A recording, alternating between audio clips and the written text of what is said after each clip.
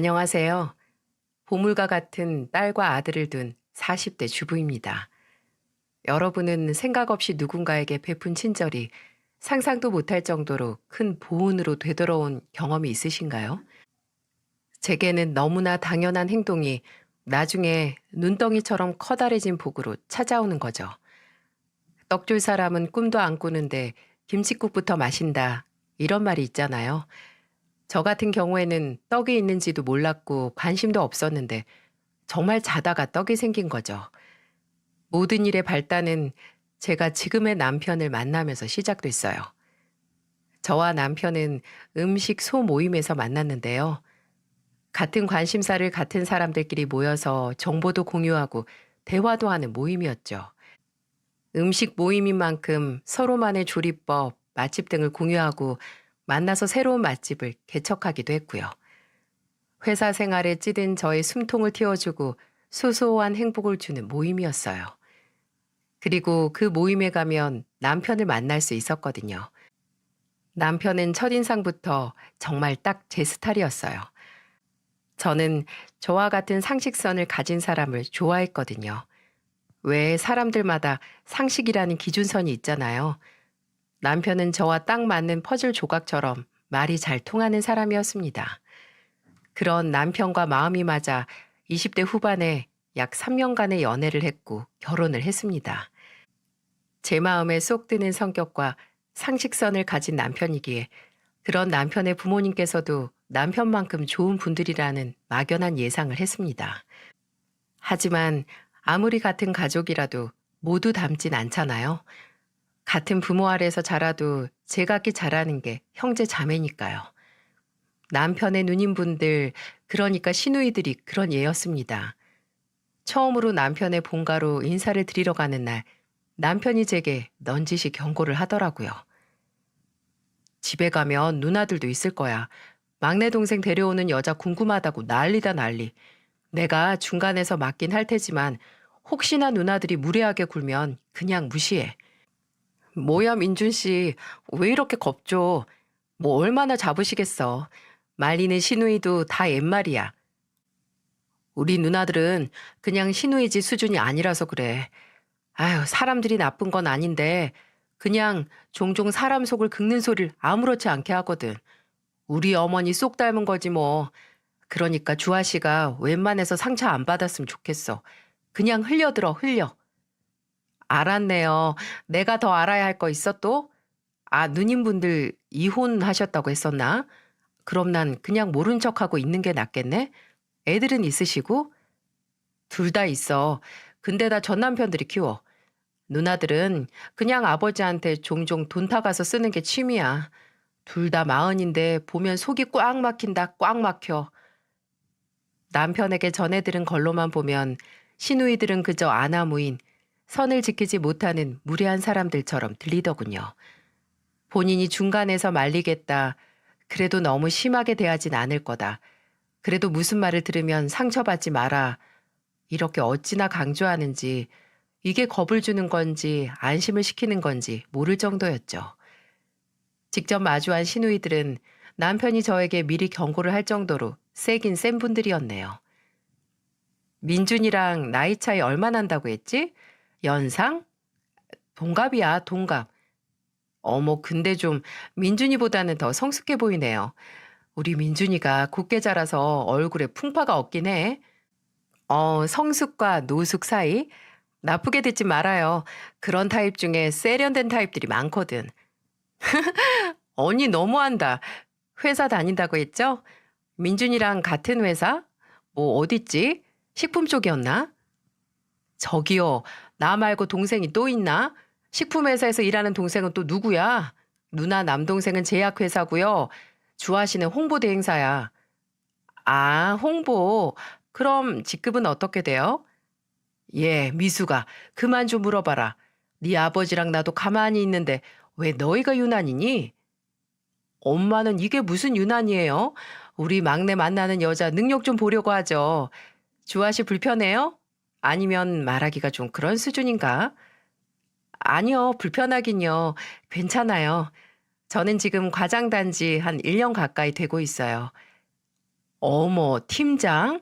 와, 주아 씨. 나이치고는 승진이 좀 빨랐나 보네요. 네, 얼굴이 노숙한 만큼 직급도 좀 빨리 달았어요. 유쾌하진 않았지만 뭐 이 정도 공격은 간지럽지도 않았습니다. 회사 다니면서 볼 꼴, 못 볼 꼴 보면서 단련된 멘탈인데 오히려 옳게 기죽이기 수가 빤히 보여서 싱거울 정도였죠. 제가 그날 인사 자리에서 신경이 쓰였던 건 미숙한 시누이들이 아니라 시부모님들이었습니다. 그래, 신혼집은 어디로 하기로 했다고? 제 회사에서 좀 더 가까운 곳으로 하기로 했어요. 거기가 집값이 싸기도 하고 저는 대중교통 타고 다니고 주아 씨는 차 끌고 다니기로 해서요. 어, 그래. 세아가 혹시 결혼 준비하면서 도움 필요하면 가리지 말고 말해라. 민준이 이놈이 영 뭐가 필요하다면 필요하다고 말을 안 해서 도통 내가 뭘 해줘야 하는지 감이 안 잡혀. 아니, 아버지. 민준이만 자식이에요? 늘 저렇게 민준이한테 못해줘서 안달이시라니까. 네 언니랑 너랑 다 시골일 때 100% 지원해줘도 말아먹었으면서 무슨 말이 그렇게 많어? 아버지, 전 딱히 해주실 거 없어요. 예산도 저희가 모은 돈으로 넉넉하고요. 이놈아, 나중에 저 두 놈들처럼 섭섭하다고 하지 말고 지금 말해라 지금. 저것들은 받아놓고서도 섭섭하다고 하지 않냐? 세아가 뭐 필요한 건 더 없냐? 말씀만으로도 감사합니다, 아버님. 혹시라도 도움 필요하면 민준 씨 몰래 제가 말씀드릴게요. 그래, 그래. 이 재미없는 놈한테는 말하지 말고 나한테 직접 말해라. 아유, 아주 며느리가 예뻐 죽겠수? 눈에 넣어도 보지 그래요? 내가 또 뭘 거슬리게 했다고 그래? 마누라는 찬밥 취급하는 양반이 며느리 앞에서는 이빨 빠진 호랑이 마냥 허허실실거려서 신기해서 그래요. 신기해서. 어머니, 아버지가 언제 어머니를 찬밥 취급했어요. 좋은 날 꼭 해야 할 말도 아니고. 그래, 찬밥이었다가 끓임을 부어줘서 미지근하게 만들어주긴 했지. 참나, 언제 그렇게 다정한 성격이었다고 아주 꿀이 뚝뚝 떨어지네. 어? 분명 시아버지는 제게 정말 다정한 분이셨어요. 처음 얼굴을 보자마자 새아가 새아가 하면서 언제나 뭔가 챙겨주려고 하셨죠. 시어머님도 좀 묵뚝뚝하고 말이 별로 없으셨지 크게 나쁘신 분은 아니었어요. 까탈스럽긴 하셨지만 예의가 있는 분이었습니다. 근데 두 분 사이가 묘했어요. 특히 시어머니는 저녁 식사 내내 시아버지의 모든 말을 탐탁지 않아 하셨고 또 종종 괜한 트집을 잡으셨어요. 솔직히 그때는 아, 내가 오기 전에 두 분이 싸우셨나 보다라고 생각을 했죠. 남편도 딱히 말을 하지 않았으니까요. 시아버지가 시어머니와 또 시누이들과 사이가 좋지 않은 만큼 남편에게 의지를 많이 하셨어요. 남편은 종종 시아버지의 호출을 받고 가서 함께 술 한잔 하자고 들어오곤 했습니다. 시댁에서 새로운 식구가 된 절 가장 환영해 준 사람도 바로 시아버지였고요.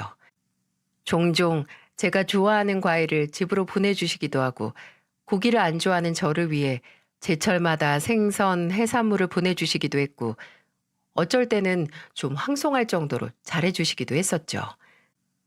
어느 날 퇴근 전에 시아버지에게서 전화가 오는 겁니다. 여보세요? 아버님 웬일이세요? 세아가, 너 이제 퇴근하냐? 네, 이제 퇴근하려고요. 왜요? 내가 지금 너희 회사 근처인데 내려오면 바로 내 차 보일 게다. 네? 아버님이요? 갑작스런 방문에 어안이 벙벙했어요. 집도 아니고 회사에 오신다고?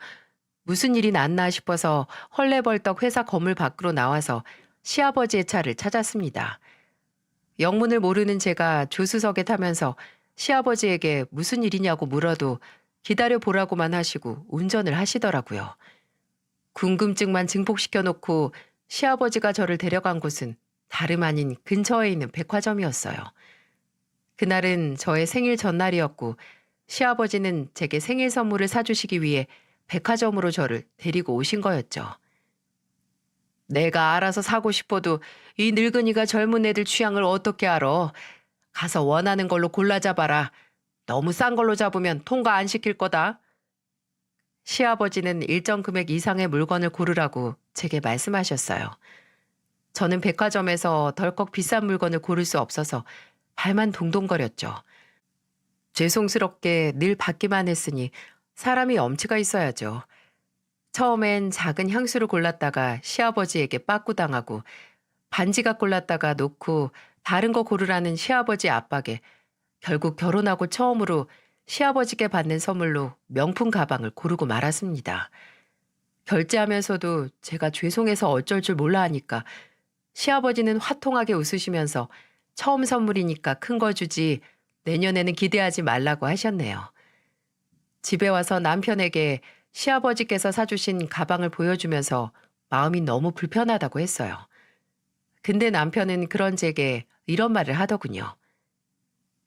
당신이 선물 주는 맛이 나서 그래. 반응이 좋으니까. 반응? 우리 어머니랑 누나들은 아버지가 뭘 해줘도 너무 당연한 걸로 받아들이거든. 어쩔 때는 성에 안 차서 더 내놓으라고도 하고. 근데 당신은 아버지가 삼을 해주면 거의 팔 만큼 반응하잖아. 황송해서 어쩔 줄 모르겠다는 것처럼. 또 당신이 아버지한테 늘 말을 예쁘게 하기도 했으니까. 너무 부담스러워하지 마. 누나들은 3을 주면 10을 더 달라고 하는데 나야 아버지가 뭘 해주시면 왜 해주시냐고 안 해주셔도 된다고 하는 재미없는 아들이고. 알면 좀 고쳐. 그게 말이 쉽나? 근데 우리 아버지 기준을 너무 높여놓으셨는데 아버지가 가방 해주셨으면 난 당신 생일 선물로 뭘 해줘야 하나? 아유, 많은 거 안 바래요. 변기나 앉아서 좀 써. 남편의 말을 듣고 나니 시아버지에게 연민이 느껴졌어요. 시아버지는 6층짜리 원룸으로 구성된 건물을 소유하셔서 임대 사업을 하고 계셨거든요. 건물주라는 게 말이 돈을 갈퀴로 긁어 모은다고 생각이 되지만 시어머님과 시누이 둘까지 책임지기에는 또 버거울 것 같다는 생각이 들더라고요.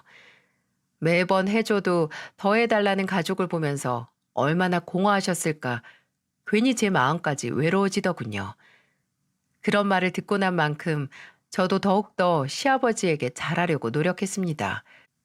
물론 시아버지께서 저를 챙겨주시는 것에는 못 미치겠지만 며느리로서 최선을 다했어요. 나중에 제가 첫째, 둘째를 낳았을 때는 산후조리원도 시아버지께서 지원해 주시고 아이 낳고 일을 그만둔 제게 용돈하라고 현금도 종종 손에 쥐어주셨어요. 아휴, 제가 이런 은혜를 어떻게 다 갚을 수 있을까요? 그저 늘 한 번을 더 찾아뵙기 위해서 노력하고 더 많이 함께 시간을 보내는 것 뿐이었죠. 그렇게 제가 결혼을 하고 10년이 훨씬 넘어갈 때쯤 왜 더 시아버지와 시간을 보내지 않았을까 후회를 하게 되는 사건이 터지고야 말았어요. 집에 있던 남편이 한 통의 전화를 받고 그대로 땅에 주저앉더라고요. 거실 소파에 앉아있던 저는 그 모습을 보고 바로 달려갔죠. 남편을 부축하면서 도대체 무슨 일이냐고 물으니까 남편은 입술을 파르르 떨면서 말하더군요. 아버지가 나 병원 가야 돼 지금. 아버지가 암이시래. 대체 다 이게 무슨 말인가요? 듣기만 해도 무섭더군요. 암이라니. 매번 건강검진이 귀찮다고 미루셨던 시아버지가 근래에 살이 많이 빠지셨거든요. 배가 아프다고 식사도 잘 안 하셔서 처음에는 여름이라 식중독은 아닌가 싶었는데 나이도 있으시니 저와 남편이 거의 반강제적으로 건강검진을 받으시게 했었어요. 근데 그 건강검진 결과가 저희에게 절망을 안겨준 겁니다. 남편이 보호자로서 시아버지와 병원에 가니 그 절망은 더 심각해졌죠. 시아버지는 정밀검사로 말기 췌장암 판정을 받으셨어요. 말기라는 단어에 저와 남편은 무너져 내렸습니다. 아니, 저희가 문제가 아니고 시아버지께서 이미 사기가 꺾이신 듯 보였네요. 70대 초반이었던 시아버지는 앞으로 본인에게 최소 10년은 남아있을 거라고 철석같이 믿고 계셨는데 저희 애들 대학 들어가는 것도 보시겠다고 하셨던 분이 앞으로 살 날을 1년도 확실하게 할 수 없어지자 그저 패닉 상태에 빠질 뿐이었죠. 더욱더 놀라운 건 시어머니와 시누이들의 반응이었어요. 앞으로 시아버지의 항암 치료를 어떻게 할지 입원을 할지 집에서 치료를 다닐지 가족들이 다 같이 모두 모여서 의논을 했던 날이 있었거든요. 둘째 시누이는 이미 선약이 있다고 참석조차 안 했고, 첫째 시누이는 몇 분 앉아 있다가 피곤하다며 먼저 자리를 떴어요. 그리고 시어머니는 시아버지 암 소식을 그저 시어머니 본인이 수발을 들 수밖에 없는 일이라고 받아들이셔서 정작 아프신 시아버지보다는 남편 옆에서 수발 들어야 하는 나에 이미 초점이 맞춰진 것 같더라고요. 예, 입원시켜라 입원. 나 그 인간 뒷바라지 못한다. 네 애미도 이제 누가 옆에서 수발 들어줘야 할 나이야. 어머니한테 아버지 수발 들라고 안 해요. 아버지가 집에 계시든 병원에 계시든 간병 있을 거고 저도 자주 와서 도울 거고요. 어머님, 저도 계속 들를게요. 애들 학교 가고 유치원 간 시간에는 저도 집 비울 수 있으니까요. 그 인간은 뭐라고 하디? 치료 받겠대? 시아버지는 처음에는 치료에 의욕을 보이지 않으셨지만 남편의 설득 끝에 집중 치료를 시작하셨어요. 수술이 불가능해서 방사능과 항암 치료를 독한 진통제를 복용해가며 받으셨어요. 하지만 시아버지께서는 계속되는 고통스러운 치료에도 눈에 띄는 큰 차도가 보이지 않아서 더욱 치료 자체에 회의적으로 바뀌셨죠. 저도 남편도 매번 병원으로 출근 도장 찍으며 옆에서 응원했지만 시아버지는 항암 치료를 한 달 채우지 못하고 자의적으로 암 전문 요양병원에 들어가셨어요. 그곳에서 치료는 최소한으로 받고 그저 남은 인생을 천천히 정리하는 시간을 갖겠다고 하셨고요. 하지만 그리 최선의 선택은 아니었습니다. 저와 남편은 시아버지가 계시는 요양병원에 일주일에 못해도 2번은 방문을 했었거든요. 저는 주 4일도 방문했었고요. 근데 저희가 갈 때마다 시아버지 상태가 점점 안 좋아지시는 게 눈에 띄게 보이는 겁니다. 편찮으셔서 상태가 안 좋아지신다기보다 뭔가 정신적으로 요양병원에서의 생활이 도움이 안 되는 걸로 보였어요. 시누이와 시어머니는 처음 요양병원 들어가는 날 1번 가고 나중에는 별의별 핑계를 다 대면서 가지 않았거든요. 시아버지를 만나러 가는 가족은 오직 저와 남편, 그리고 저희 애들 뿐이었어요. 그러니 시아버지가 점점 우울해하시는 것도 이해가 가더라고요. 그리고 그뿐만이 아니었어요. 어느 날은 제가 일이 있어서 친정에 간 날 전화가 오는 겁니다. 바로 시아버지셨죠. 아버님, 무슨 일이세요? 식사는 하셨어요? 세아가, 너 어디냐? 저 잠깐 친정에 왔어요. 민준이는 지금 회사겠지? 얘가 통 전화를 안 받네. 아버님, 무슨 일 있으세요? 저한테 말하세요. 세아가, 나 좀 데리고 나가주렴. 내가 여기서는 도저히 제정신으로 못 버티겠다. 네? 아버님, 그게 무슨 말씀이세요? 어디가 더 안 좋아지신 거예요? 무슨 일 있으셨어요? 아휴, 오늘 아침에 인사한 인간이 점심 먹을 때쯤 실려가고 방금까지 옆에서 농담이나 하던 양반이 다음날 아침에 보이질 않으니까 내가 통 불안해서 살겠니? 나도 언젠가 저렇게 하루아침에 너희한테 작별 인사도 못하고 갈까봐 무섭다 무서워. 나 좀 제발 여기서 나가게 해주렴. 부탁이다.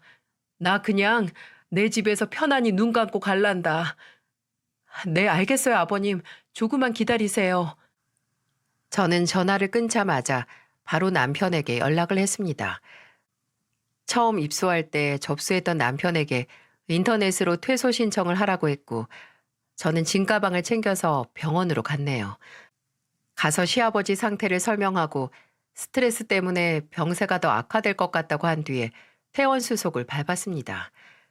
그때 저를 본 시아버지의 눈빛을 아직도 잊지 못합니다. 탁하게 불이 꺼진 것 같은 눈이 저를 발견하자마자 탁하고 전등이 들어오는 것처럼 맑아졌죠. 퇴근한 남편과 시아버지 짐을 시댁으로 옮겼고 시아버지께서는 그제야 숨통이 좀 트이시는 것 같았어요. 갑작스런 퇴원에 시어머니는 언짢아 하셨고 남편은 시아버지의 상태를 설명했죠. 근데 시어머니가 그 말을 듣고 뭐라고 했는지 예상이 가시나요? 아픈 인간이 그럼 아픈 인간들이랑 같이 있지. 누구랑 같이 있으려고? 지가 먼저 들어간다고 해놓고. 집안에 아픈 사람이 있으면 그 집안 분위기가 우울해지는 법이야. 부정적이고 나쁜 기운으로만 찬다고. 예나 지금이나 남의 생각은 눈꼽만큼도 안 하고 그저 지 걱정뿐이지?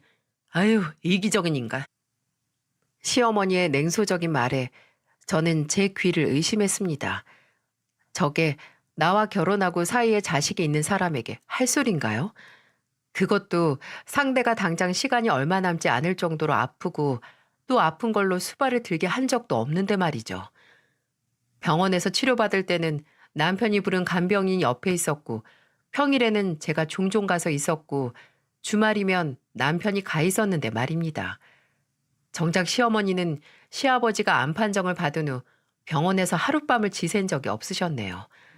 근데 대체 뭐가 그렇게 꼴 보기 싫고 견딜 수가 없으신 건지 저는 도무지 이해가 가지 않았고 분명 제가 모르는 뭔가가 있다고 생각을 했어요. 시어머니는 환영하지 않았지만 아무튼 시아버지께서는 결과적으로 다시 시댁으로 돌아와 생활을 시작하셨어요. 병원에 가는 날에는 제가 시댁에 애를 맡기고 함께 갔다 오고 주말이면 저와 남편이 번갈아 가면서 시아버지와 시간을 보냈죠. 제가 시댁에 가서 시아버지 상태를 체크하고 그래도 몸에 좋다는 음식재료 사가서 밥 차려드릴 때마다 옆에 계시는 시어머니는 시아버지께 별의별 시비를 다 거셨어요. 다 늙어서 무슨 미련이 남았다고. 며느리 고생이란 고생은 다 시키네. 어휴, 속 터져. 어휴. 가시돋친 말만 하는 시어머니와 그런 시어머니의 말을 묵묵히 듣기만 하는 시아버지. 그 사이에서 저는 불편해서 죽을 것 같았어요. 시아버지는 시어머니와의 사이가 멀어질수록 저와 남편에게 의지를 많이 하셨어요. 저희 부부가 가능한 부분까지 최선을 다한다고 했지만 저희가 없을 때 시아버지가 시댁에서 어떤 시간을 보내는지 알지 못했죠. 시댁으로 거처를 옮기면서 간병인이 없어도 될 만큼 체력은 회복을 하셨거든요. 남편은 시어머니께 아무래도 복용하는 약이 많으니 옆에서 약 먹는 시간만 챙겨달라고 부탁을 해놓은 상태였어요. 근데 한 번은 저와 남편이 하루 시댁에 방문을 못했던 날 시아버지께서 응급실에 갔다는 시어머니 연락을 받게 됐죠. 저와 남편은 호둥지둥 병원으로 향했고 알고 보니 시아버지께서 진통제를 비롯한 약을 제때 드시지 못해서 통증으로 경미한 발작이 왔던 거였어요. 병원에서 마지막 식사가 언제냐고 묻는데 시어머니는 태어난 얼굴로 점심은 먹고 저녁은 안 먹었다고 하시는 겁니다. 식사를 제때 안 하시고 약도 건너뛰신 거죠. 저와 남편은 하루 동안 시아버지 상태를 확인 못해서 이런 일이 일어났다는 죄책감을 가지고 시아버지를 병원에 입원시켰어요. 차도를 보고 검사를 하기 위해 며칠 입원해야 한다고 하더라고요. 저는 일단 시어머니를 시댁에 데려다 드리고 시아버지가 쓰실 짐을 챙겨와야 했고 남편은 다음날 출근을 해야 했기에 시아버지께서 잠든 틈을 타서 자리를 비웠습니다. 그리고 셋이서 시댁으로 갔어요. 남편은 시댁 문턱을 넘자마자 시어머니에게 불같이 화를 내더군요. 제가 뭐 많은 거 부탁했어요? 약 제때 드시는지 확인만 해달라고 약 먹기 전에 식사만 챙겨달라고 했잖아요. 얘는 왜 이렇게 소리를 질러 지르길 내가 뭐 한 번 약 건너뛰었다고 이렇게 유난을 떨 줄 알았니? 그리고 내가 그 인간 밥을 왜 꼭 챙겨줘야 돼? 아니 손이 없어요 발이 없어. 잘만 걸어다닌 인간이 밥을 굶기는 왜 굶어? 어머니 아까 병원에서 뭐 들으셨어요? 아버지가 주무시다가도 밥도 약도 못 드신 거 아니에요? 정말 당장 푹 쓰러질 정도로 기력 없는 양반이 세상 모르고 자고 있으면 좀 깨워서 밥 먹고 약 먹고 다시 자라고 하기가 그렇게 어려운 거냐고요. 내가 뭐가 예뻐서 그런 수고까지 해. 내가 왜? 너, 네 애미가 얼마나 불쌍하게 살았는지 몰라서 그런 소리 하는 거야? 옆에서 그저 시어머니와 남편의 싸움을 두고 볼 수밖에 없던 저는 이제 올 것이 왔다고 생각했어요. 이제 시어머니와 시아버지 사이에 있던 거대한 벽의 실체를 알 수 있겠다고요. 남편은 가슴을 치며 얘기하는 시어머니 앞에서 크게 한숨을 쉬며 말했습니다. 또 그 소리예요? 또? 전 분명 말했어요. 꼴도 보기 싫으면 도와드릴 테니까 이혼하시라고요. 근데 어머니는 이혼 안 한다고 끝까지 고집 부리셨잖아요. 아버지 옆에 남겠다고 한 건 어머니예요. 근데 왜 매번 옆에서 아버지 꼴도 보기 싫다고 하면서 스스로 속을 썩히시는 건데요. 어머니, 아버지 요양병원에서 퇴원하시고 죽어라 눈치 주셨다면서요. 아버지가 주방에만 들어가시면 또 뭘 처먹으려고 들어간다고 눈치 줘서 아버지가 방 안에서 꼼짝도 못하게 만드셨다면서요. 그래, 내가 그랬다, 내가. 나 그 정도 눈치 줄 자격 있어. 그 인간이 젊었을 때 허구한 날 마음에 안 들면 나한테 손찌검하고 매번 다른 여자 만나면서 내 영혼 갉아먹었으니까 난 늙고 병든 인간 옆에 두고 눈치나 줘야 속이 풀리겠다. 그게 목적이었어요? 제가 이혼하라고 할 때도 아버지가 어머니한테 아무리 사과를 했어도 그저 이런 날만 기다리면서 살아오신 거예요? 예전에 잘못한 아버지한테 복수하려고? 뭐하러 그래요? 대체 뭐하러? 어머니, 그렇게 언제까지 살지 모르는 아버지한테 복수하신다고 예전에 쌓인 서러움이 풀릴 것 같아요? 어머니도 아버지도 그리고 옆에서 보는 저희도 그냥 피만 마른다고요, 피만. 네 아버지는 이미 알고 있었어. 내가 분명히 말했거든, 그 인간한테. 당신 늙고 병들면 두고 보라고. 내가 처절하게 외롭고 서럽게 만들 거라고. 네 애비는 그저 과거 업보 돌려받는 거다. 너나 고깝게 보지 마라. 네 애미도 젊었을 때는 지금 네 애비만큼 불쌍하게 살았어. 대체 왜 시어머니가 늘 시아버지를 못 잡아먹어서 안달이었는지 두 분 사이가 냉랭하기만 했는지 이제야 이유를 알겠더라고요. 나중에 집에 와서 남편에게 듣기로는 과거 시아버지가 시어머니에게 잘못한 게 많았고 나중에 시아버지가 점점 늙어가면서 기세가 누그러지니까 시어머니에게 사과를 했다고. 그 이후로는 시어머니가 원하는 건 거진 다 들어주신 모양이더라고요. 속죄의 의미로 말이죠. 근데 그게 끝이 없어, 끝이. 매번 아버지가 사과한다고 가져다 바치면 왜 이것뿐이냐, 이걸로 용서받고 싶냐, 무지하게 조롱하셨지. 그냥 그때부터는 어떤 보상으로도 어머니가 받았던 상처가 채워지지 않는 거야. 그래서 내가 독립하기 전에 어머니한테 말했어. 어떻게든 도와드릴 테니까 이제라도 이혼하시라고. 차라리 안 보고 사는 게 어머니한테 좋은 것 같다고. 너무 아버지와의 관계에 매달리고 집착하는 게 어머니한테 안 좋으니까. 근데 어머니는 죽어도 이혼 못한다고 하셨어. 누구 좋으라고 이혼해 주냐고. 그저 죽을 때까지 옆에서 괴롭힌다고 하시는 거야. 그게 뭐냐고 진짜. 그게 같이 사는 자식들한테 할 짓이야? 진짜 내가 피가 말라서 독립했어. 누나들도 도움 안 되니까 그냥 내가 나왔지 뭐. 본인에게 상처 준 사람에게 남은 평생에 걸친 복수를 한다는 시어머니와 아내에게는 나쁜 남편이었지만 자식에게는 좋은 아버지였기에 그런 아버지도 사랑하는 남편 모두 다 이해가 갔기에 어려운 문제였어요. 하지만 확실한 건 하나 있었어요. 시어머니의 복수 방식이 당장 살 날이 얼마 남지 않은 시아버지에게 가혹하다는 것과 자식인 남편은 물론이고 시어머니 본인에게도 유해하다는 것을요. 이 사건 이후로 남편과 시어머니 사이의 골은 점점 더 깊어졌습니다. 남편은 이 문제를 나 몰라라 하는 시누이들에게도 점점 뒤돌기 시작했어요. 아예 일말의 희망도 기대도 하지 않게 됐죠. 저도 마찬가지로 인간적으로 시누이들이 이해가 가지 않았고요. 저희 집에는 당장 시아버지에게 내어드릴 방이 없었기에 그저 제가 시댁으로 출근하듯 가서 시아버지를 챙겨드렸고요. 남편은 퇴근을 아예 시댁으로 해서 하루에 한 번은 시아버지 얼굴을 봤습니다. 그리고 주말이면 꼭 저희 애들을 데리고 시아버지를 찾아갔죠. 얼마 남지 않은 시간, 손주들과의 시간을 어떻게 해서든 더 보내게 해드리고 싶었으니까요. 그렇게 아슬아슬한 날이 지나갔습니다. 시아버지께서 복용하는 약은 나날이 늘어만 갔고 손등에는 더 이상 주사 바늘이 들어가지 않을 정도로 가죽만 남게 됐어요. 그리고 시아버지께서 암 판정을 받고 석 달이 지날 때쯤 시아버지의 생신날이 다가왔어요. 저와 남편은 어쩌면 마지막일 수도 있는 생신일지도 모르니까 가족들이 모두 모여서 축하하면 좋을 것 같다고 의견을 모았어요. 남편은 그때까지도 시어머니와 시누이들과 사이가 서먹서먹하다 못해 거칠거칠까지 했지만 시아버지를 위해서 내색하지 않고 참기로 했죠. 주말에 날을 잡아 시아버지 생신 축하 계획을 위해 시누이들에게 연락을 넣었는데 정말 생각지도 못한 대답을 들었네요. 다음 주 아버지 생신? 어머야, 나랑 정숙이랑 엄마랑 여행 가기로 했어. 뭐? 여행? 언제 가는데?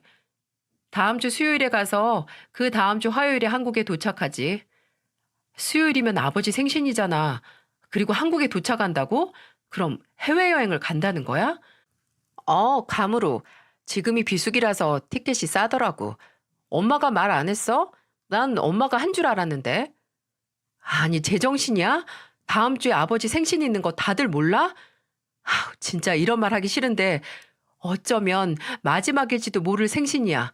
근데 고작 그 해외여행으로 아내랑 딸이 자리를 비우겠다고?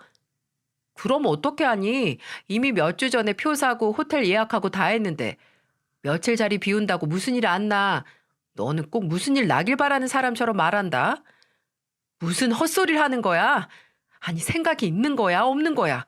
이 집에 제정신 바뀐 건 나뿐이냐고. 남편은 속이 터져라 미치려고 했고 저는 어차피 와봤자 좋은 꼴 보여줄 사람들도 아니니까 차라리 잘 됐다고 생각하자고 남편을 위로했네요. 시아버지의 생신날 새벽같이 시어머니와 시누이들은 괌으로 떠났고 남편은 연차를 내고 저와 함께 시아버지의 생신상을 준비했습니다. 시아버지께서 평소 좋아하시는 음식을 빠짐없이 만들기 위해 새벽 시장에 갔다가 수산시장에도 가고 마지막에는 마트까지 들러서 어마어마하게 장을 봐왔네요. 시아버지는 본인이 주무시는 시간에 시어머니가 공항으로 떠나 텅 빈 집에서 저희를 기다리셨죠. 장을 다 보고 애들까지 데리고 시댁으로 가자 시아버지는 오랫동안 웃지 않았던 사람처럼 힘겹게 얼굴 근육을 움직여 저희에게 미소를 보여주셨어요. 저와 남편이 주방에서 이것저것 만들고 있을 때 아이들은 할아버지 앞에서 재롱을 부렸고요.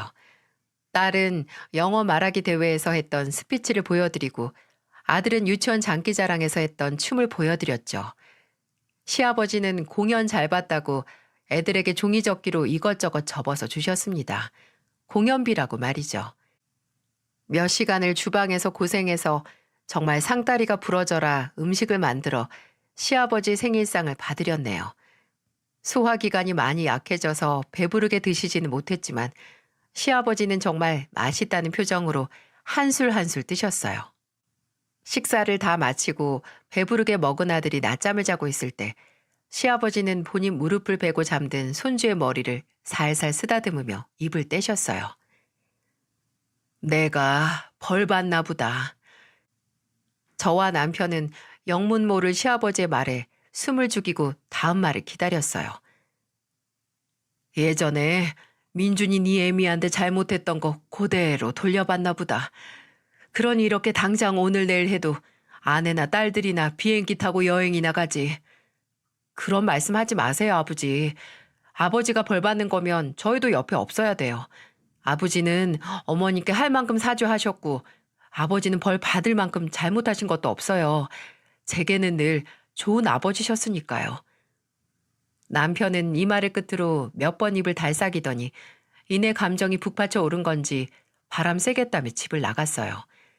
시아버지는 그런 남편의 뒷모습을 보면서 힘없이 웃으며 말씀하셨죠. 제가 나를 많이 아껴서 그런다. 분명 제 애미 마음도 다 이해를 할 거야. 근데 마음이 기울어서 너무한다고 생각하는 거겠지. 참, 나도 후회할 일만 어지간히 많이 만들고 살았네. 공허하고 허무한 말이었습니다. 저는 그런 시아버지에게 무슨 말을 해드려야 하나 한참 고민했어요. 하지만 무슨 말을 한다고 해도 큰 위로가 되지 않는다는 거 알고 있었죠. 제가 이 집 식구가 되기 전에 아버님이 어떤 인생을 살아오셨는지 전 모르지만 제게 아버님은 그 누구보다 다정한 최고의 시아버지셨어요. 남편에게도 아마 마찬가지였을 거고요. 남편에게는 최고의 아버지시겠죠. 그러니까 저나 남편에게 그리고 저희 애들한테도 후회할 거 하나도 없으세요. 아버님께서 저희에게 후회 없이 최선을 다하셔서 저희도 아버님께 후회 없이 최선을 다한 거니까요. 시아버지는 제 말에 고개를 떨구시더니 이내 눈물을 보이셨어요. 저는 시아버지 가까이 가서 그저 어깨를 감싸 안아드렸죠. 잠에서 깬 아들도 막 깨서 무슨 일인지 알 수 없지만 엄마가 할아버지를 껴안아주고 있으니 본인도 벌떡 일어나서 울고 있는 할아버지를 껴안더군요. 때로는 10마디 말보다 한 가지 행동이 사람에게 큰 위로를 주는 법이니까요. 어쩌면 저도 아이들도 그날 시아버지에게 작별 인사를 시작했는지 모르겠습니다. 마음의 준비를 그때부터 시작한 것 같아요. 또 시아버지도 뭔가 다짐을 하셨나 봅니다. 며칠 후 시아버지는 어떤 남자분 하나를 대동해서 저희 집으로 찾아오셨어요. 시아버지와 같이 나타난 남자는 본인을 시아버지의 변호사이자 유언장 집행인이라고 밝히더군요. 아, 시아버지에게 저희에게 할 말을 준비하셨나 보다. 처음에는 그저 이렇게만 생각했죠. 변호사라는 사람이 저희 앞에 증여 계약서를 내밀기 직전까지 말이죠. 아버지, 이게 맞다. 이제 나도 정리를 좀 해야지. 나도 이제 내 몸이 얼마 안 남았다는 거 알겠다. 매일매일 아침에 눈 뜨는 게 그렇게 감사하고 또 그렇게 무서울 수가 없어. 근데 아버지, 이걸 왜 저희한테 주세요? 어머니나, 아니 누나들도 불러서 해야죠. 아니, 너희만 있으면 된다. 내가 가진 원룸 건물은 50% 너희 둘한테 주고 나머지 50%는 네 애미랑 누이들한테 셋이서 알아서 나눠 가지라고 줄 거다. 또 내가 죽고 나면 내 통장에 있는 3억까지 너희한테 상속되게 해줄 거야. 건물은 미리 증여하는 거고 유언장에도 그대로 적을 거다. 나 아플 때 특별 부양해준 니들 2명한테 법적 권한이 최대한 가도록 여기 최 변호사가 할 거니까 걱정 말고. 그동안, 아니, 아직 내가 눈을 감진 않았지만 정말 고생 많았다. 아버님, 아버지, 이러는 게 어딨어요. 제가 뭐 이런 거 원한다고 지금까지 아버지 모신 줄 아세요? 니들이 재산 노리고 한 거 아니라는 거 누구보다 내가 더 잘 안다. 나는 그저 후회하지 않으려고 그러는 거야. 내가 이 돈을 끌어안고 죽겠니? 어디다가 뿌리겠니? 이 재산을 당연하게 생각 안 하고 거저 얻은 게 아니라 내 일부라고 생각하고 소중하게 여길 사람한테 더 많이 가도록 하는 것뿐이니까 부디 받아주길 바란다. 다시 한번 참 고생 많았다. 민준이는 답답한 아버지 옆에서 참느라고 고생 많았고 우리 새아기는 다 늙은 시아버지 간병해 주느라고 고생했고 내가 참 너한테 미안한 게 많어. 시부모도 부모라고 참 애썼다, 애썼어. 그런 말씀 하지 마세요. 먼저 저를 딸처럼 잘해주신 건 아버님이세요. 전 진짜 그냥 해주신 만큼 드린 건데, 아니, 저한테 지금까지 해주신 만큼 다 돌려드리지도 못했어요. 아니다. 줄 만큼 많이 줬어. 너희 덕분에 내가 후회 없는 인생을 산 것 같다. 그것만으로도 좋게. 이제 정말 눈 감는 게 두렵지가 않다. 마지막으로 내 뜻대로 너희가 이걸 받아줘야 정말 끝까지 후회가 없을 것 같다. 부디 너무 부담스럽고 마음 무겁게 느끼지 않았으면 좋겠구나. 저와 남편에게는 너무나 당연한 행동이었는데 시아버지께서는 눈 감아서도 후회 없게 만들 만큼 영향을 준 모양이었어요. 그 말이 너무 버겁고 또 죄송한 거 있죠? 시아버지의 뜻대로 증여계약서를 변호사의 도움대로 작성했습니다. 시아버지는 그제야 만족스럽게 웃으셨어요. 하지만 저와 남편은 예상했습니다. 이걸 시누이들과 시어머니가 그대로 넘어가진 않으실 거라고요. 말이 씨가 된다고 한 차례 난리가 났었습니다. 제가 시댁에서 시아버지 곁을 지키고 있을 때 시누이 2명이 들이닥친 거죠. 둘은 시아버지의 재산 일부분, 아니 대부분이 저와 남편에게 증여된 걸 알고 찾아온 거였어요. 아버지 있어요? 엄마, 아버지 지금 어디 있어요? 너희 아버지? 지금 작은 방에 며느리랑. 야, 너 우리 아버지한테서 떨어져. 시아버지께서 편찮으신 것도 잊은 건지 도저히 아픈 사람 앞에서 보일 모습은 아니었어요. 아버지, 지금 제정신이에요? 약에 뇌가 쩔어져서 판단 능력이 없어진 거 아니냐고요. 이렇게 제정신인데 이럴 수가 있냐고요. 뭐야? 무슨 일인데 그래? 엄마, 아버지가 민준이랑 전현한테 건물 50% 넘기신대. 이미 증여까지 했고 아버지 나머지 재산도 쟤네한테 준다고 하잖아. 아니, 민준이만 아버지 자식이에요? 나랑 정숙이는 아버지 자식도 아니냐고요. 형님, 목소리 좀 줄이세요. 지금 아버님 몸 상태 알고도 넌 입 닥쳐. 너랑 민준이가 뭐라고 아버지한테 바람을 넣는지 몰라도 우린 전혀 용납 못해. 저 양반이 진짜? 아니, 미숙이랑 정숙이는 당신 자식 아니야? 그리고 난 어떻게 하라고? 평생 당신 옆에서 속만 까맣게 타들어가면서 살았는데. 당신 언제든지 나랑 이혼할 수 있었어. 그거 안 하고 옆에 남은 건 당신 선택이야. 이제 상관 안 해. 내 인생 절반을 당신한테 미운 짓 하고 또 절반은 사과하고 산 걸로 좋게. 한 놈은 기억 못하고 당한 놈만 기억한다더니 당신이 사람이야? 당신이 나한테 어떻게 했는데? 그래, 그거 지금까지 당신한테 쭉 사죄해왔고 이제 상관없어. 어차피 당장 내일 아침에 못 일어나도 이상한 것 없으니까 더 이상 후회할 일 안 만들고 살 거야. 그리고 미숙이 정숙이 너네 한평생 아버지 등골 빼먹고 살았으면 나머지 인생은 알아서들 살아. 내가 한 푼도 안 줬으면 억울하지라도 않지. 건물 나머지 50% 니들이랑 네 애미한테 줄 거니까 사이좋게 논아서 뭐든 하고 살아. 일을 해, 일을. 이것만으로 니들한테 많이 하는 거다. 언제까지 변변치 않은 직업 하나 없이 애비한테 타간 돈으로 살 거야? 아버지가 아무리 돈 묶어놔봤자 돌아가시면 바로 소송 걸 거예요. 공정하게 분배해야지. 쟤네가 뭐가 이쁘다고 그걸 다 줘요? 그럼 니들은 나한테 한 번이라도 공정했었냐?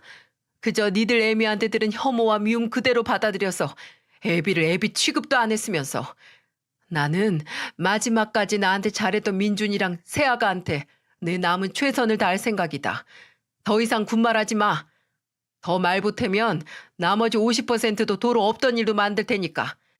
최 변호사한테 이미 다 말해놨다.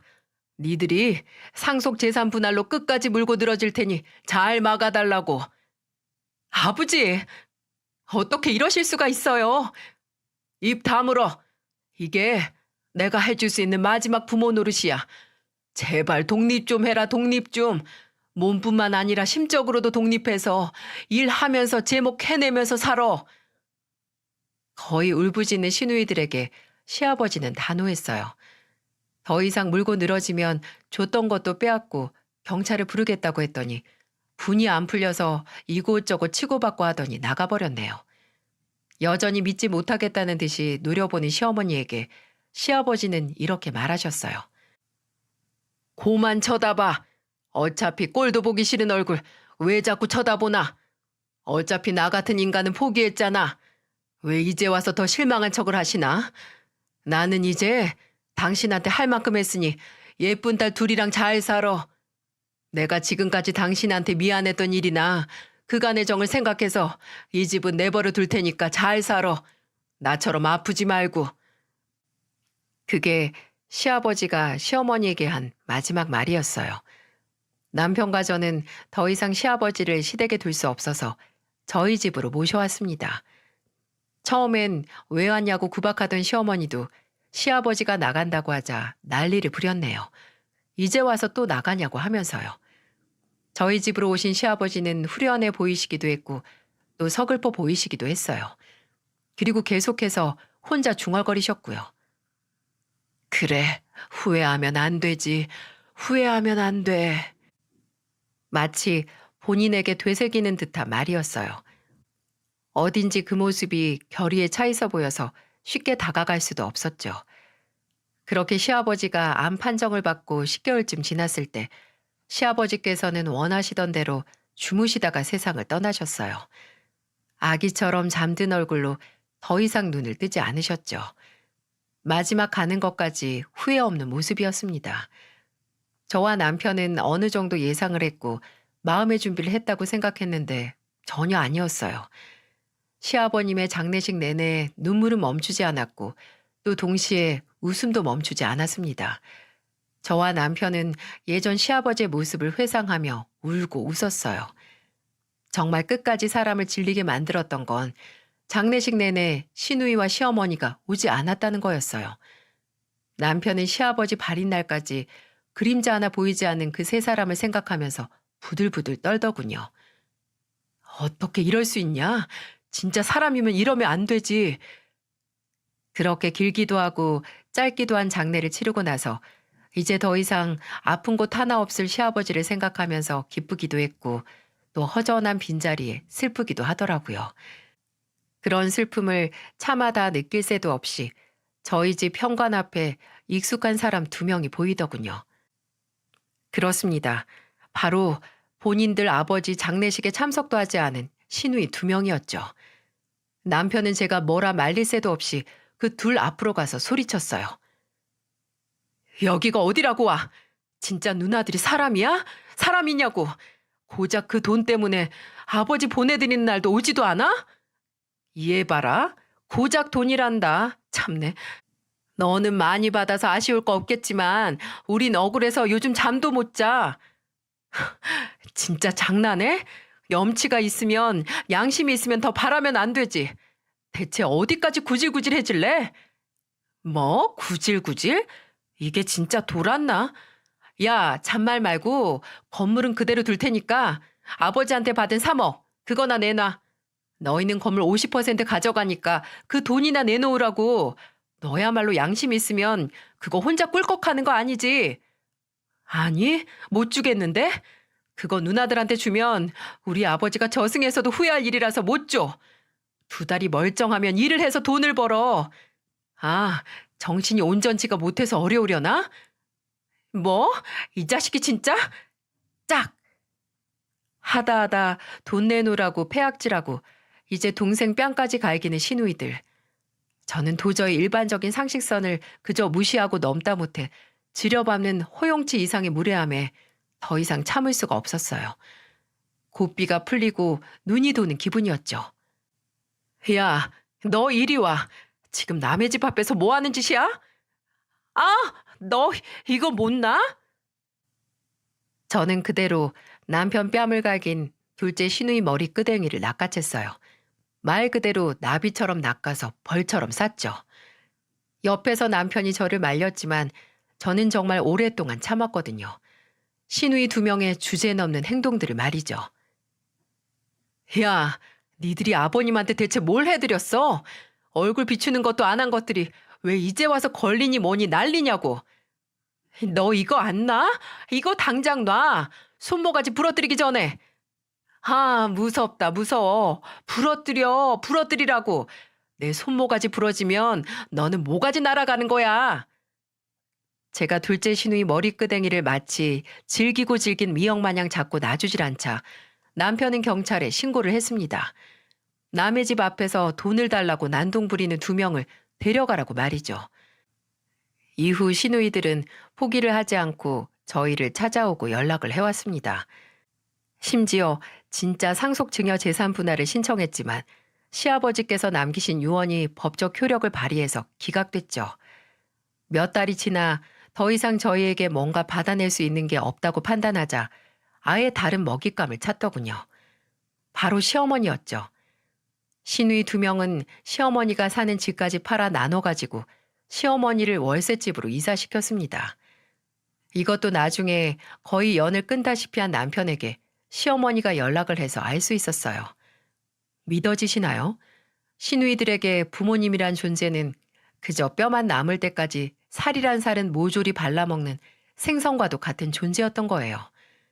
하지만 남편은 이미 질릴 대로 질리고 마음이 뜰 대로 떠서 시누이들에게 탈탈 털리고 혼자 남은 시어머니에게 연민조차 느끼지 않았어요. 남편에게 시어머니는 그저 본인의 복수를 위해 다른 가족들까지 괴롭게 한 사람, 그 이상 그 이하도 아니었거든요. 마지막까지 그 복수와 증오로 시아버지 장례식까지 불참했던 게 남편에게는 큰 상처였나 봐요. 주기적으로 시어머니에게서 연락이 오긴 합니다. 이번 명절에는 올 거냐, 다음 명절에는 올 거냐, 손주들이 보고 싶다고요. 남편은 제게도 그냥 무시하라고 했어요. 본인에게 천재지변이 일어나지 않는 이상 다시 시어머니를 보러 갈 일은 없을 거라고 하더군요. 복수를 시작할 때는 무덤 2개를 준비하라는 말이 있죠. 복수할 상대방과 복수하는 나 자신을 위해서요. 물론 사람이 살면서 억울하고 불합리한 일에 대한 복수는 정의구현의 이름으로 필요하긴 하지만 복수는 잘못했다가는 너무나 쉽게 나 자신 또한 파멸로 이끌 수 있다는 생각이 듭니다. 시아버지를 향한 시어머니의 증오는 너무나 역사가 길고 그만큼 묵을 대로 묵어서 언젠가 복수의 목적도 또 정당성도 모두 변질된 건 아닌가 싶어요. 이해도 되고 안타깝다가도 뭐하러 그렇게까지 했나 하는 생각에 속이 답답하기도 합니다. 사실 시아버지께서 돌아가신 지 이제 5년이 다 되어갑니다. 그저께 베란다에 둔 서랍장에서 시아버지가 애들에게 접어주셨던 종이접기 꽃이랑 동물들을 한 움큼 발견했거든요. 왜 애들이 재롱을 부려서 공연비라고 대신 주셨던 거 말이에요. 딸이 상자에 넣어 지금까지 잘 간직했나 보더라고요. 그걸 보니까 괜히 돌아가신 시아버지가 그립기도 하고 또 그간 있었던 일을 정리해서 평소 제가 즐겨 듣던 채널에 보내보고 싶어졌어요.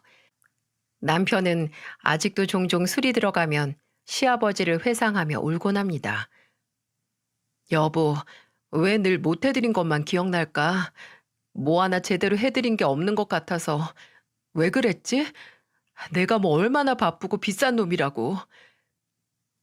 사랑이란 형태의 종착지는 늘 후회인 것 같아요. 내가 살아생전 얼마나 잘하려고 했어도 떠나고 나면 그저 왜 더 잘하지 못했을까 하는 후회가 남기 마련이겠죠. 저와 남편은 어떻게 해서든 그런 후회를 남기지 않기 위해 노력했고 시아버지께서 진심을 알아주신 건 아닐까 합니다. 그리고 저희가 후회 없으려고 한 만큼 시아버지께서도 저희에게 후회가 남지 않게 잘해주신 거겠죠. 시아버지께서 남겨주신 재산은 잘 정리해서 훗날 그토록 애지중지하시던 저희 애들에게 쓰고 싶습니다. 저희 애들 대학 가는 것까지 보고 싶어 하셨는데 할아버지가 남겨주신 재산으로 공부해서 원하는 대학에 들어가는 모습을 꼭 하늘에서 지켜봐 주셨으면 합니다. 세월이 슬픔은 완화시켜주지만 역시 그리운 만큼은 언제나 그대로인 것 같네요. 시아버지 손길이 고스란히 남겨진 종이접기를 보고 언제나 다정하셨던 시아버지를 그리워하는 날입니다. 기나긴 이야기 들어주셔서 정말 감사드려요. 제 이야기를 들어주신 모든 분들께서는 늘 후회 없는 순간을 사셨으면 합니다.